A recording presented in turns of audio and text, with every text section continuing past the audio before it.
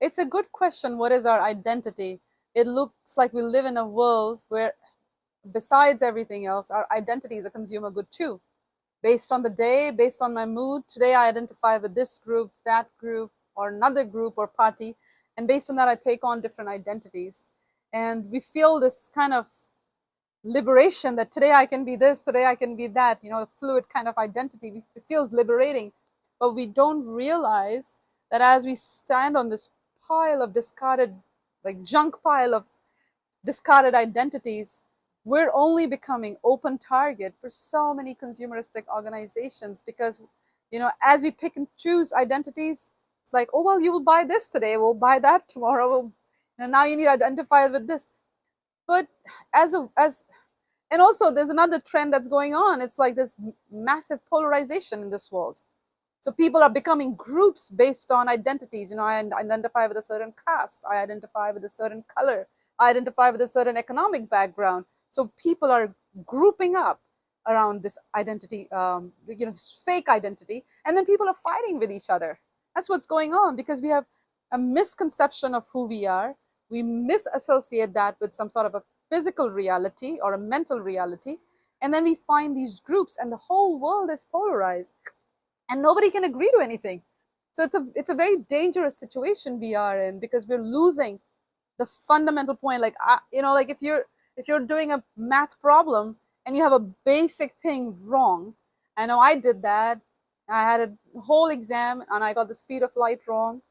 It was, instead of 10 to the power of 9, it was 10 to the power of minus 9.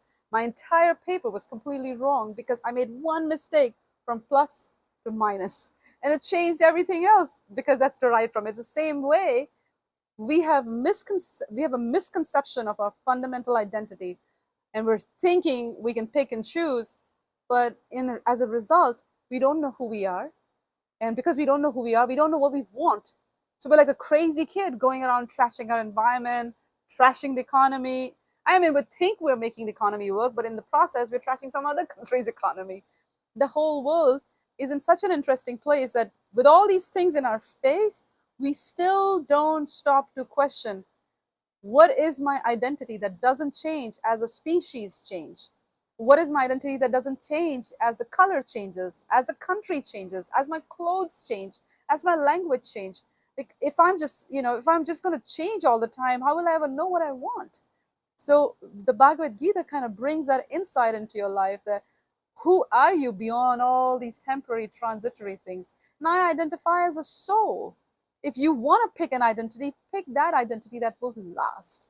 Why pick something trashy and flimsy that's not going to have any lifespan? This, you know, the soul cannot be burned, the soul cannot be divided, cannot be broken, cannot be made wet.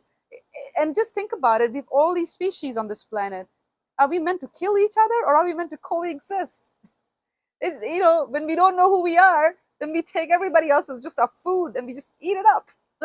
Or everything else as a consumer good, and we just go ahead and destroy the forests and everything just because, you know, we think we need it. So what I'm trying to drive at is that the problem of not knowing our identity and relating to all these different identities brings with it multitude of other problems, which we see as economic meltdowns, environmental disasters, wars, people breaking down in relationships. It's all happening because we don't know who we are. How can you have a stable relationship when who you are changes every day? And that's because most of us are just living on the platform of the mind and the body. So Bhagavad Gita is pushing you to question these temporary identities and really just see, who are you beyond these changes? And then you come to the conclusion that I am a spirit soul that doesn't change with all the changes of the body, all the changes of the mind. On that platform, on that spiritual platform of existence, you can have global peace.